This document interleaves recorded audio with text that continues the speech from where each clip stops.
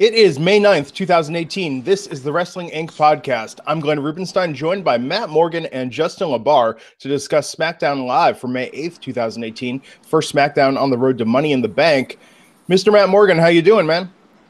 Good. Hi, guys. Good to see you, What's up, man. Matt? Good to see you. Justin, good to have you back. Matt, all in all, what'd you think of last night's show and its setup for Money in the Bank 6 weeks away? Better than Raw. I know it sounds crazy. I like the advertising going into this show, by the way. Did you see the commercials for SmackDown during Raw? Yeah. It created a little bit of excitement, I thought, for me as a fan, and wanting to watch SmackDown. By proxy, when it happens with Raw, I'm never really excited in those commercials. But anyways, the show was it was good. It's especially I really liked the girl stuff. I really did. And I thought they did a decent job of building, to the next chapter. Overall, for the whole show, the whole roster. Yeah, no, I thought it was all in all good momentum coming out. It's going to be interesting to see how they maintain that with their UK trip next week. Those are usually more filler shows, given especially that spoilers will leak online since they're taped ahead of time. Justin, what did you think last night? Well, it was better than Raw. It was better than Backlash, but that bar wasn't set so high. SmackDown was better. It definitely helps that SmackDown is, again, only 2 hours. It's a sweet spot. So that's better. It's still, I still say combine the 3 days of TV, Backlash, Raw, SmackDown. Yeah. It was some of the, I don't like to use the word worst, but I'm just going to say it was some of the worst 3 collective days overall. And I think a lot of it's not because the talent wasn't trying. It's not because production people's not trying. It's just, I think everybody in that company right now is a little bit on E. They had the hectic WrestleMania season that they have. Then 3 weeks later, they had another WrestleMania basically in Saudi Arabia, and then Backlash, and then Raw, SmackDown. I think it's just been too much. Give them a damn off season, please. Give them an off season. Yeah. Give them 4 weeks off. Hey, Matt, when you were there, do you have a time that stands out in your mind as like the most collectively tired you were on a particular run? Ironically, right before I got my release, right before my contract was up and they didn't re-sign me, it was, God, what did we do? We did SmackDown. We did a pay-per-view. I think it was the ECW pay-per-view. Oh, yeah. One Night Stand, the first one. Yeah. And then I want to say we did a SmackDown taping.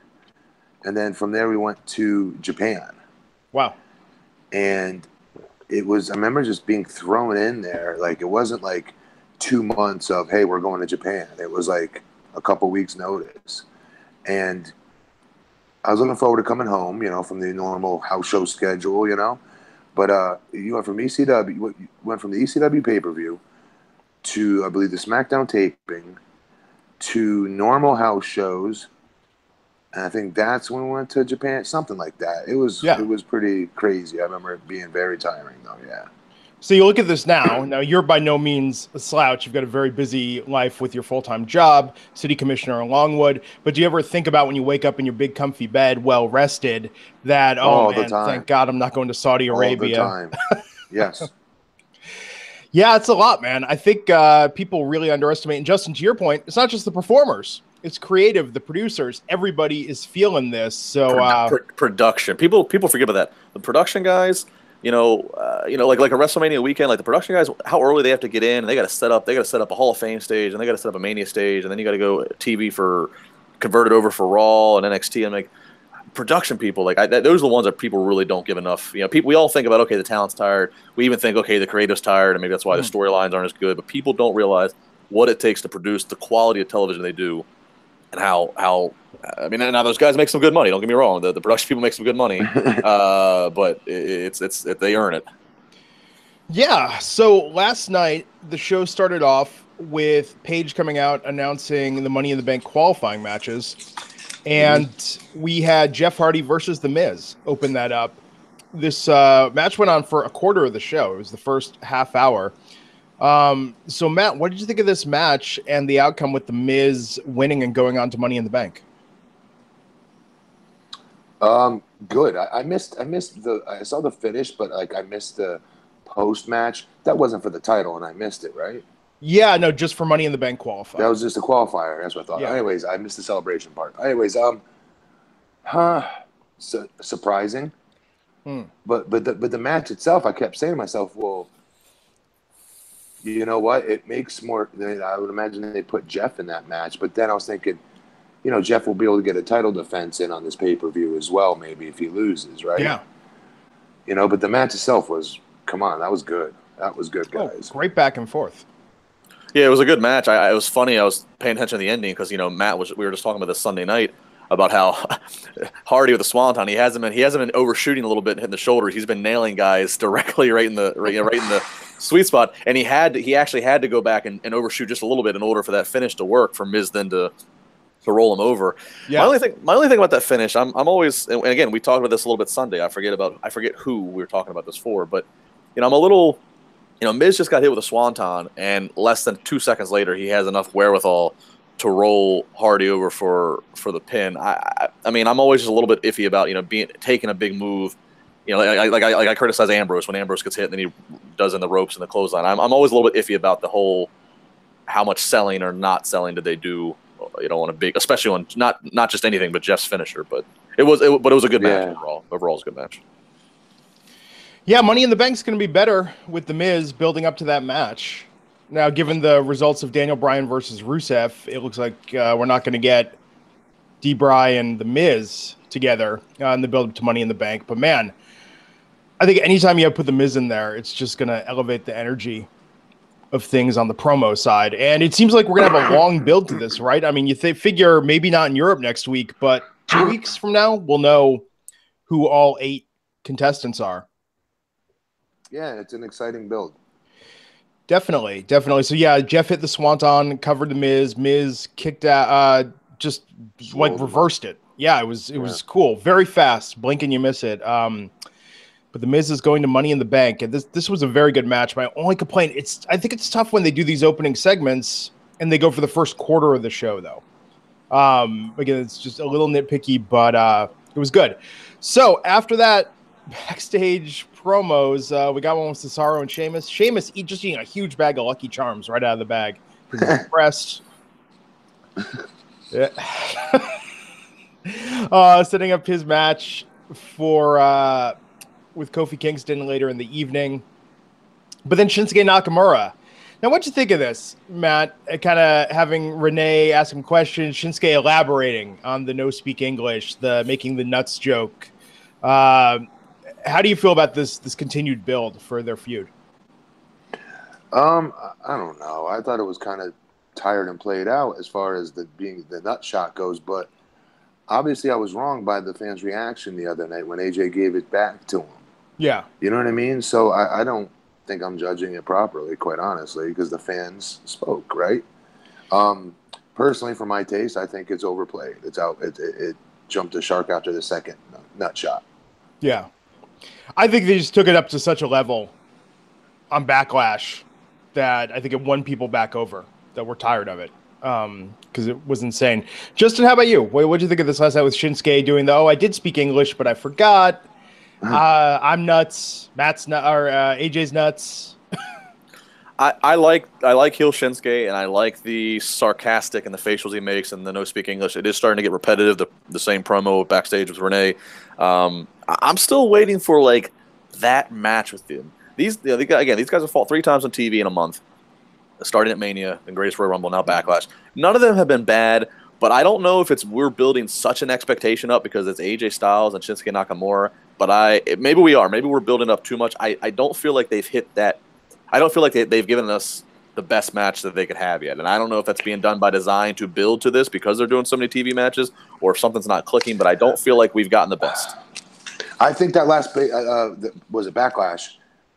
If the finish was different, that would have been their best one. Yeah.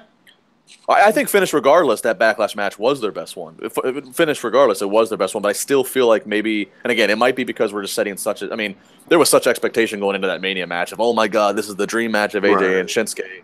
And it might be the case. We might be setting ourselves up too much for him. I don't know. Yeah. And I think that this is a case where it's kind of weird that the WWE is fighting fan expectations. and we see this. What was the other thing? There's been a couple things recently we've talked about. Fans convince themselves so much something is going to happen, and I don't think it's the WWE's fault necessarily that it doesn't follow through. But yeah, Backlash. Man, if that match had been at Mania, I think there'd be a much different crowd energy. And pardon, folks, it was Xavier Woods versus Cesaro. We'll talk about that match in a moment. But first, we had a Money in the Bank qualifier for the women's Money in the Bank, Charlotte Flair versus Peyton Royce. Okay, Matt, I shouted you out on Twitter about this last night. Peyton and Billy came out, the Iconics did their promo, and I seem to recall you saying people are cheering you, if people are booing you, whatever, but the worst thing you can get is no reaction. And it sounded like these two had no reaction for a lot of that promo. It did sound that way. It did. It doesn't mean it's too late. It doesn't mean they can't get them back. That just didn't hit. I think they're letting them talk, which is usually a good thing, having people talk. But I think they're letting them do too much. Yeah. You know what I mean? It's just too much, too soon. And I think people are just getting turned off by it, momentarily. Yeah, and it wasn't all that funny last night. Justin, what do you think of their shtick so far? Yeah, I kind of agree with what you just said there. It's just not as comical as whoever's writing it thinks it is. It's not coming off that way. Yeah, I don't know. I don't want to bury it or deem it all a failure just yet. It's kind of early, but yeah, right now I'm not there with it yet. So let's talk the match itself. Charlotte faced Carmella Sunday at Backlash. She had this match against Peyton Royce last night. I don't know, Matt. Do you think where would you rank this match last night in Charlotte's overall matches? It seemed a little different for her. Well, she had another tall girl in the ring finally with her, right? Decent size, yeah. I mean, not too short, not short, but I liked it. You guys didn't like the match? I thought it was fine. I thought the match with Carmella took a while to get going, but I thought it was better. I thought, you know what it is? Are you guys noticing lately Charlotte's getting in that the headlock spot more? I felt like there were a lot of repetitive beats last night. They didn't really change it up a little till midway, halfway through. No, that was fun. I just don't think this is her best work. This isn't Charlotte. I mean, remember Charlotte just wrestled Asuka at WrestleMania. Charlotte was in a feud with Natalya before. So I think Carmella pulled off a pretty good match at Backlash. It took a while to get going. But I just think that with Peyton and Billy, this is still relatively new. It's not someone she has chemistry with, well earned in the ring, because she's just facing her for the first time. All fair points. Yeah. I mean, I liked it. I don't think I'm fair to judge her matches though anymore. Because I'm always shaking the Charlotte pom-poms, you know what I mean? So I just think she's a stud-ass athlete, and her matches, to me, always seem to stand out, even when they're boring. They could be perceived as boring, and the storyline might not be very rich. I still come away, generally entertained by them. Yeah. Justin, what do you think? And what do you think about her winning, going on to women's Money in the Bank here? It seems like they're almost knocking her down a little bit to build her back up right now. Well, I don't know if it's knocking her down. Winning or losing? Well, no, she won, so Charlotte did qualify for Money in the Bank. So how did she get knocked down? Well, she got beat down by the Iconics. Carmella, in essence, stole her title with the Money in the Bank cash-in. This is the woman who broke Asuka's streak. We had a little lull where Charlotte lost some matches, and now this is part of the comeback where they're building her back up. She beat the undefeated Asuka just 30 days ago. I know. Amazing. And that's what I'm saying. It's not being broken down, brother. This is not the Taz breakdown and hopefully let's build him back up thing. Well, I'm just saying, Charlotte going in the Money in the Bank, because normally, okay, so if you have a champion or someone that you think of as one of the top people in the company going into Money in the Bank, I think that is, I don't want to say a waste of an opportunity, but people aren't as jazzed about that. It's like we talked about the other night. Like if Roman's in Money in the Bank, a lot of people are going to be sort of like, oh, well, kind of have a feeling how this is going to go. Does Roman really need Money in the Bank? Yada, yada, yada. With Charlotte, I think Charlotte is the top woman in all of WWE. So I'm saying you have to give her a bounce back or a redemptive arc, or else it's sort of the same thing. People just go, oh, Charlotte's going to win the whole thing. I think Asuka, if Asuka had been announced as an entrant in Money in the Bank a month ago, people would say, "No, Asuka's going to win the whole thing." I think to make her seem a little fallible makes it a more believable contest. That's just me personally. Yeah, I think with Charlotte, she has been the workhorse for them in the last 2+ years. I mean, back and forth. She dropped the title, won the title so many times with Sasha. She's done everything. She breaks Asuka's streak. Charlotte has literally done, and she's been a part of all the first time women's Hell in a Cell, all this stuff. She's literally done everything. The only thing left for her to do at this point is to have that inevitable match that everybody talks about with Ronda Rousey, that big marquee box office, which we're, Ronda's a ways away from that. We're probably not until next year, right? Yeah. So I think almost Charlotte's done everything. She's done so much for them. It's almost like what Randy Orton's career has been for the last 5 years. Randy Orton accomplished so much, so quick, so young.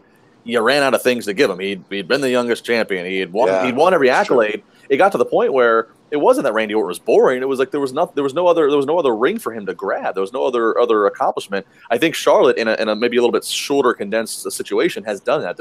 She's beat Asuka, she's beaten everybody else. She's had gimmick matches. She's had everything. There's just nothing left for her to do right now until Ronda's ready. So it's kind of like they're using her right now to try to help elevate some of these new females that are coming in. Which good matches, but maybe not the most rich storylines, to steal the phrase from Matt earlier. Yeah. Very fair. So Charlotte, of course, went from the figure 4 to the figure 8 to win and get that Money in the Bank spot. After that, we had Xavier Woods versus Cesaro. Continuing it on with mixing it up with the tag teams. How do you think this compared to last week's match with Sheamus, Matt?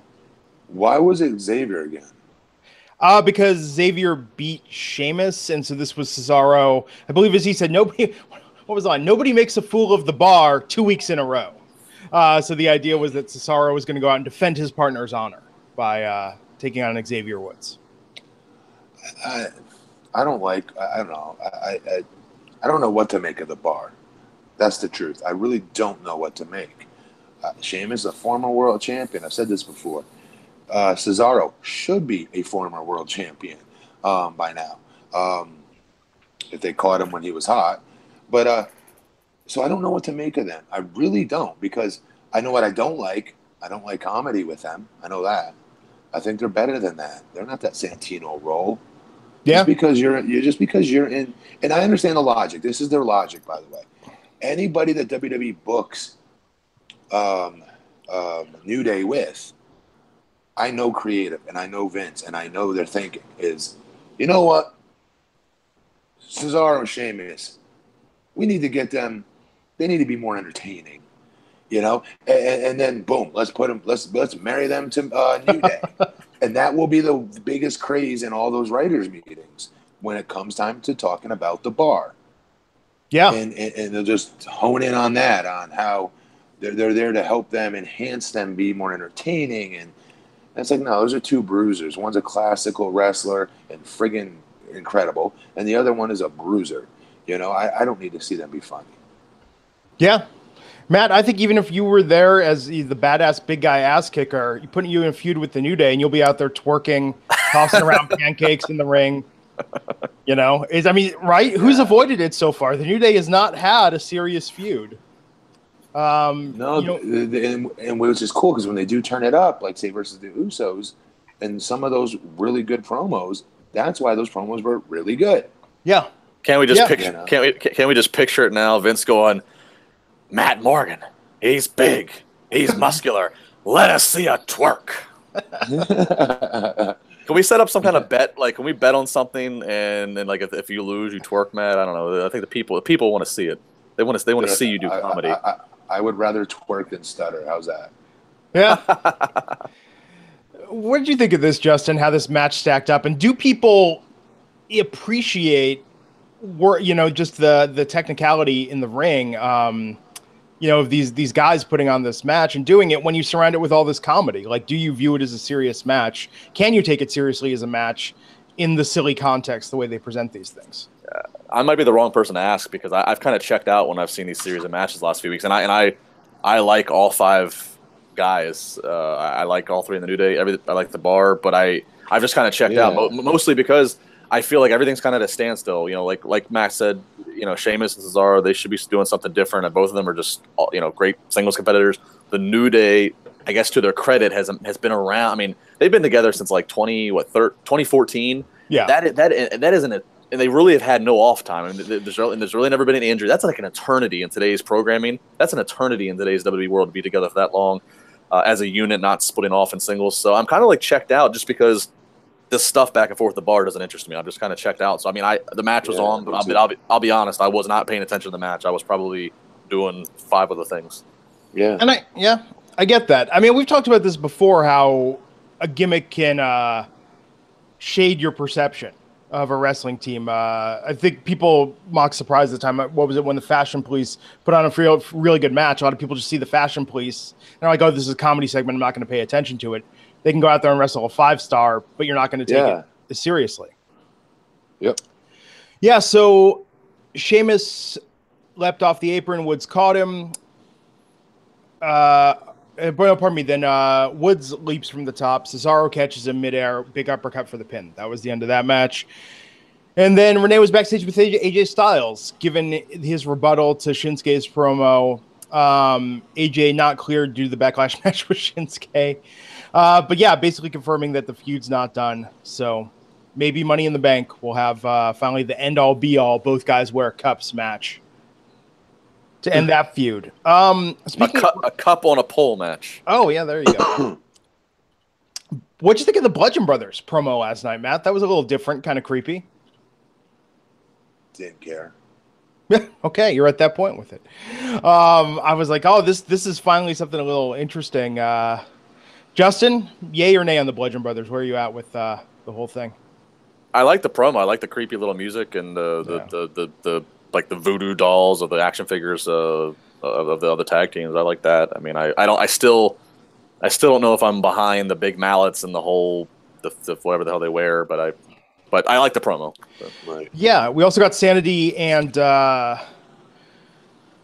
Almas promos last night as well, so they're still coming on SmackDown. Long builds, it feels like. It's been a month since Mania now, and I think next week we're finally going to see Andrade, Cien Almas, so see how that goes. Yeah, I know. Out there's someone. There's the one fan. Becky Lynch versus Mandy Rose. Mandy Rose got her new Absolution-less entrance last night and defeated Becky Lynch in a relatively fast match. How do you think Mandy looked? Yeah, it's a big win. Yeah, that's a big win. She just beat Becky Lynch kind of quickly, like you said. Yeah, right. What we all thought would happen, that she's gonna end up being pushed. She's gonna get an opportunity, and hopefully she does something with it. I thought last night she did do a little. I thought she did something with it. Yeah, and she got that special entrance, right, with the blurring everything around her. I mean, they put a little effort into that, so clearly they see her as somewhat of a priority. Justin, what did you think last night of that? I like the Mandy Rose entrance. I like the steamy kind of effect they had of so hot and steamy. I thought the music and her walk, I thought everything was on time. I thought it starts with the entrance and captivating people, and I thought it was a good entrance. You can definitely tell there's been some hand-me-downs in the creative room from Eva Marie to the Lana to the Emelina, and now it's evolved into this Mandy Rose entrance. Her beating Becky, surprising the way she did. I'm still trying to figure out what suit in WWE Becky Lynch pissed off who. I thought it was Kevin Dunn doesn't like her accent. I thought that was the nail in her coffin as far as her push went. Somebody doesn't like her accent. She said no to sleeping with somebody. Who knows? That would be a much bigger bombshell. Yeah, Becky Online was doing a Money in the Bank promo after. So Mandy rolled up Becky, countered her springboard kick, rolled up Becky for a surprise win. Becky released a Money in the Bank promo online talking about coming back from this. We saw last night Naomi and Ty Dillinger do Money in the Bank promos online. Even, I'm blanking on this. Primo did a Money in the Bank promo. I know. Well, Matt, what do you think? Do you like this year that they seem to be involving everyone in the roster? I mean, Monday night we saw Goldust cut a promo. They're really trying. I doubt it'll happen, but they're trying to make it feel like with 8 spots, anybody could be a Money in the Bank this year. Well, yeah, that's obvious what it is. Yeah. I think that's cool. I like to know and see the guys and girls be, excited about opportunity. Yeah. And I think they did a good job of that with that stuff. And I think, yeah, we laugh at the primos and the guys that have no shot in hell being in this match, but it doesn't mean they don't want to be in it. It doesn't mean we shouldn't at least get to know, you know what I mean, what it would mean to them. Because you know what? One of these guys or girls, if they do it right, and not do it right, all it takes is one 10-second clip to resonate with the fans. And it could be somebody like a Heath Slater type that hasn't, that's not regularly on TV that does that, and boom, Vince goes, wait a minute, that was, people are feeling this guy. Let's try something with him. You never know. I agree. I think an element of surprise would actually be great this year. If you had to pick, Matt, who's your roster deep cut that you would like to see in the men's Money in the Bank? I could not even tell you other than what? Who I want to see. No, I mean someone that like I'm talking like a Kurt Hawkins, like someone that you knew would not okay. would go in Money in the Bank this year.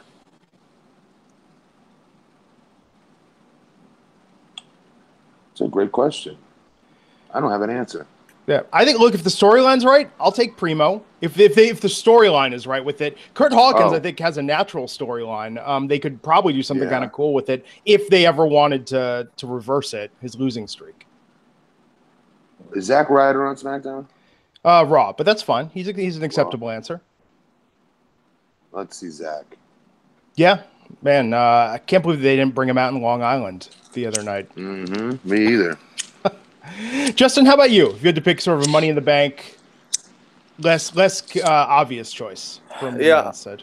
I'm racking my brain since you brought it up. I mean, Kurt Hawkins. As now that you've said that, it's fun because of the losing streak, and then he has this. The Money in the Bank's briefcase is basically a license to steal. So I mean, obviously, I don't think he'd actually be successful cashing in, but I don't know. I mean, ever since I know we'll talk about it, but I mean, right now, I mean, it's not a deep cut. I think Rusev's just a hot hand. I think. He's in the match, which we'll talk about. I think there's a lot of reasons you got to consider him he's not like necessarily the obvious favorite. Obviously, he's not a favorite, but he's definitely, I think he's got a realistic chance.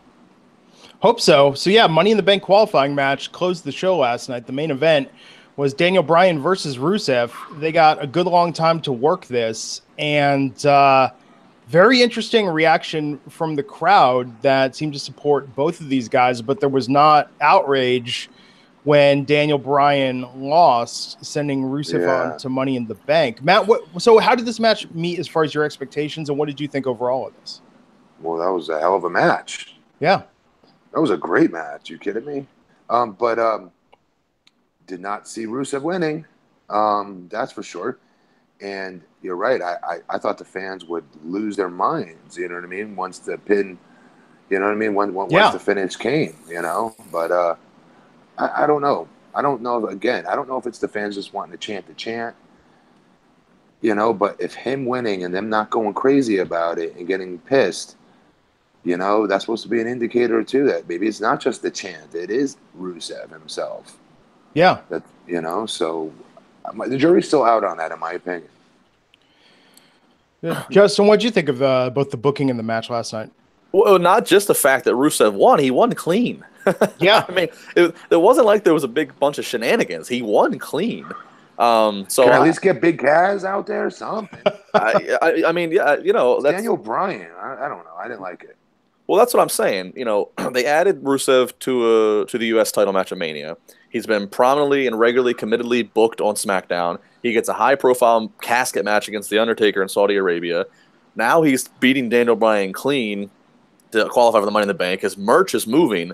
So that's what I'm saying. A favorite in the Money in the Bank, of course, you're going to say Braun Strowman's a favorite. I still think Roman Reigns will probably get added. So you look at those guys and go, okay, these are big names. But they're not really appropriate for the Money in the Bank. Rusev is kind of appropriate. Rusev's a guy who... Okay, I'm an idiot. So SmackDown doesn't have their own... This match itself will be combined as... I know there's a combined... 4 and 4. This will be combined? Okay. Sorry. Yeah, so 8 men, 4 from each brand. You'll be able to take the contract, whoever wins, and I believe cash it in on their respective brand. They're going to make it look like Braun's the favorite, but there's no way Braun wins this. Just my 2 cents. He doesn't need... Vince will never be on board with Braun winning the world championship, cashing in a Money in the... No. Correct. No. You need a big advertised, big fight feel for Braun to win that title. You don't need it to be a LMS surprise. He doesn't need the sneaky route either. No.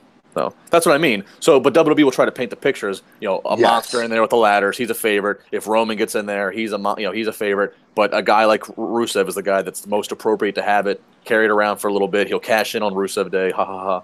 And there you go.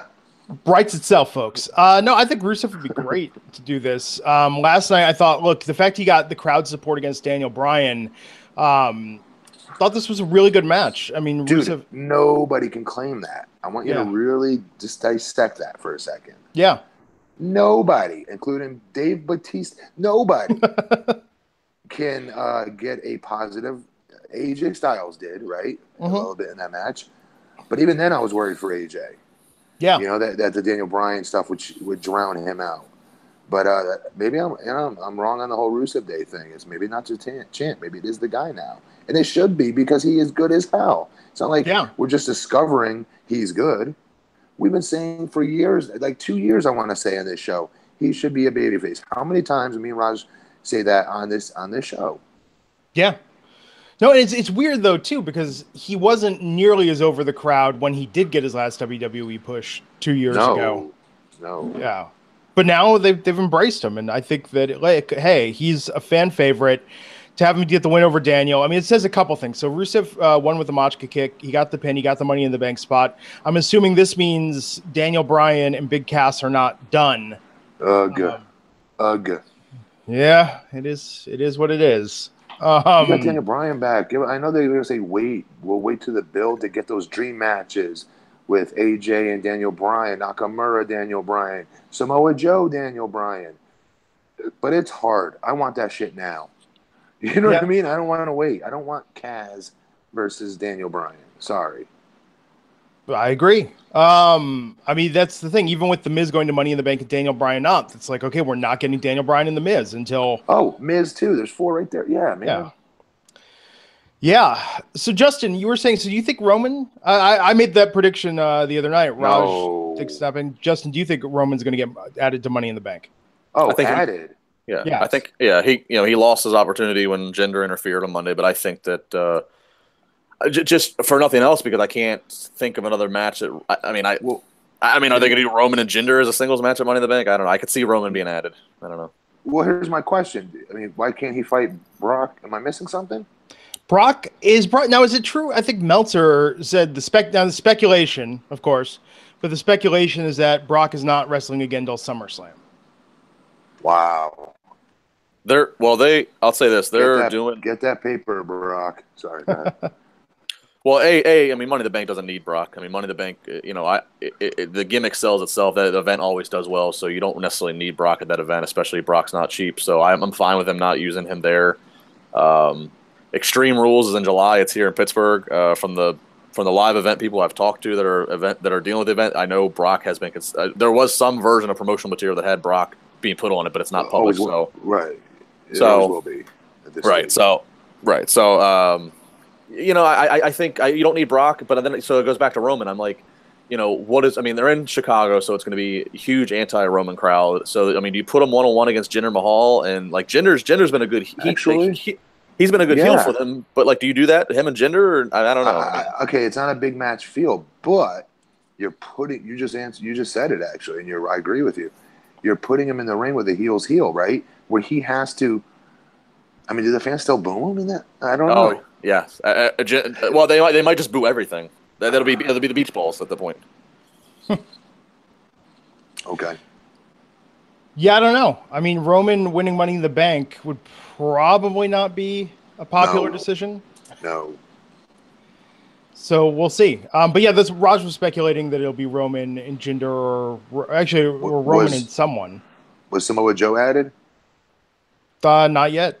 No, he didn't show up last night after being defeated.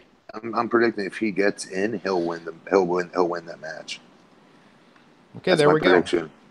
If he gets in, obviously, he'd be a good choice.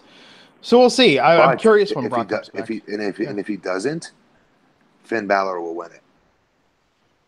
Also a good pick. I think people would be very happy with Finn in that spot. Man. So, yeah, just over 5 weeks away. We got 5 more episodes of each show until Money in the Bank. And then we'll see. They're going to be in England next week for both shows. Raw and SmackDown, I believe, coming from London. So, again, avoid the internet during the day, next Monday and Tuesday, if you do not want it spoiled for you, because all the results will be online. Yes. Stay away, guys. Yeah. People are speculating this more. Justin, have you heard anything about tag titles coming to 205 Live? Is that imminent? I haven't heard for sure. That I don't know. I keep hearing the tag title Money in the Bank rumor, which I'm pretty sure that's not happening. What's that? People were saying there was going to be a tag team championship Money in the Bank briefcase, which that's how come have they ever done that before? No. The promotional material has 3 briefcases in it. Raj is saying the third will be a cruiserweight Money in the Bank, but Spot Fest wise would be pretty cool. Absolutely, but it'll be like half the cruiserweight roster in that match. See, that's the crap I hate. That's what they do. They book. I'm not even gonna get into it. Yeah, I watched some of 205 Live last night. I thought it was very good. The quality's gone up, but man, taking them off Raw has gotta have hurt just even the awareness of the cruiserweights with a lot of the mainstream fans. I don't ever think about them ever. I don't watch 205.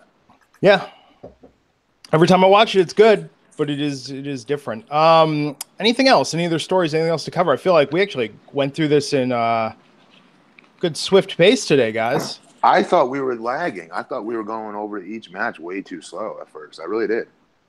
I think, what was it? We've done some episodes of the podcast where we were pushing, hour and a half, 2 hours. Here we are at the 40-minute mark. So that's because I'm not here arguing with Raj. We gotta keep you two separated. We'll do like Brock, keep you guys separated, and then have you come together for the pay-per-view coverage. Really butt heads, But no, it's good, man. So Matt, you watched Raw this week. Obviously, we talked about Backlash. So you think SmackDown had the best show? I did. Not by a lot.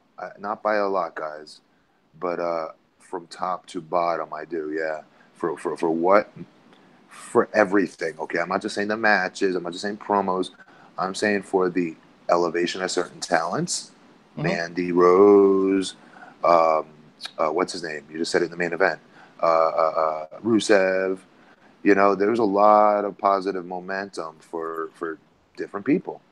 And I think it makes the show look deeper because of that. It's not deeper than Raw, but it makes the show appear, perception-wise, to have a deeper roster than they really do. And more importantly, I just think storyline advancement-wise, they did a better job. Yeah. And Justin, you agree? Yeah, SmackDown definitely the best of the 3 straight days of TV.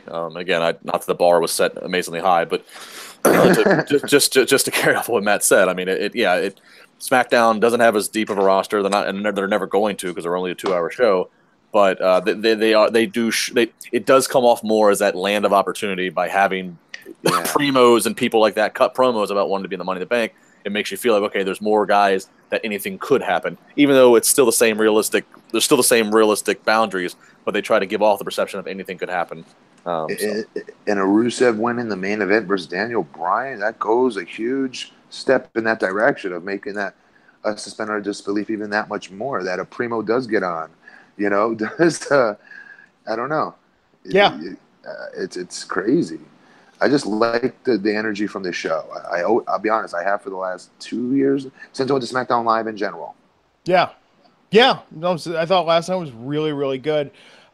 Quickly, so Wrestling Inc. has spoilers for NXT tonight. Cover your ears if you don't want to be spoiled. But How's there spoilers already? Well, because they tape NXT a month at a time. So they taped tonight's episode 3 weeks ago after Mania. Gotcha. But I'm excited for NXT tonight, and since we just have a minute, I'm sure you guys will want to tune in as well. I don't know, Matt, if you're watching every week, but no, you could tell me. Tonight I want to hear spoilers. Everybody, okay. So tonight is going to be the start of the feud between Ricochet and Velveteen Dream. Awesome! I'll watch that. Yeah, I'm going to watch that live. I think, already for the next takeover. Wow. That's the match I'm looking forward to the most. Oh God, yeah. What's his name doing? The dude from TNA. Is he doing anything? Which one, Matt? Oh, EC3. Yeah, EC3. Yeah, he's got a match tonight on NXT against Raul Mendoza.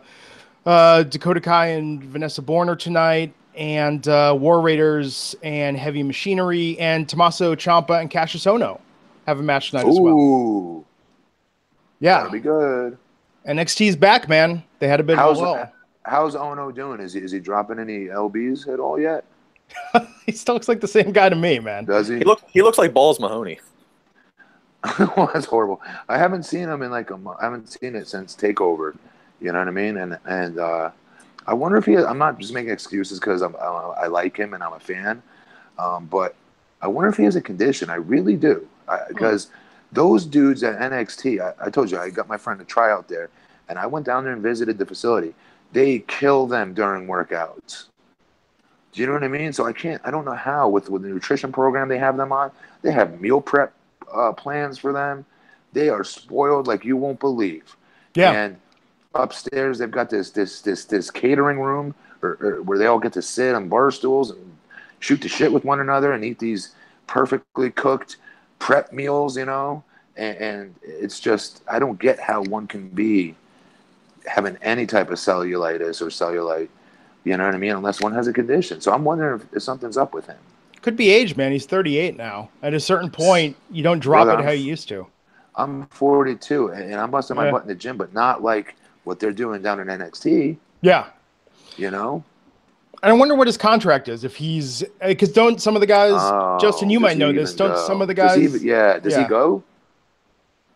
Justin, do you know? Yeah, some of the guys do have a requirement. Like when they first, I know when Adam Cole was first, when he first signed NXT, he had to go to the Performance Center every day. It was kind of like, you know, starting over. Which, and I've been to Matt's point, I've toured that facility, and it is a phenomenal place. I don't know with Ono what if he has to go there, if he has to report every day. That I don't know. And I mean, like, and I made the joke. He looks like Balls Mahoney because of the long hair, and he's got the jersey on sometimes. And he's bigger. I mean, it's not to detract from the way that he's still talented, but it is. He does.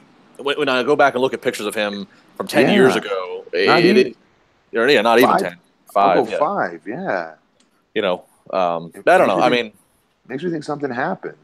Well, we do forget. I mean, he is 38. He's not a young guy anymore. So I don't know. Like, it makes me wonder. You know, he might be an NXT lifer, which is not necessarily a shame in that. NXT is a very over brand. I don't know money wise what he's getting, but I mean, I do wonder. Like, you know, you're 38. I wonder what the future does hold for him. And it does. It affects the overall presentation. It does, and it's gonna keep him back. And it sucks because he is. I love watching him, but I know WWE. I know their thinking. I know their logic. There's no way they're letting him get away wear that jersey in shorts. I think it's cool. It's original. You know, he's a huge basketball mark, so it fits who he is as a person. But there's no way. He's doing it because he's covering his body, right? So the leg part, though, they've got to do something with that. Yeah, get some of Jeff Hardy's baggy pants, you know. It sucks, man, because he is so goddamn good. I love watching him. No, he is, but I think he's got to figure out something that's just flattering. And we've talked about this, I mean, across the board. I mean, everyone's had this. I mean, Owens definitely...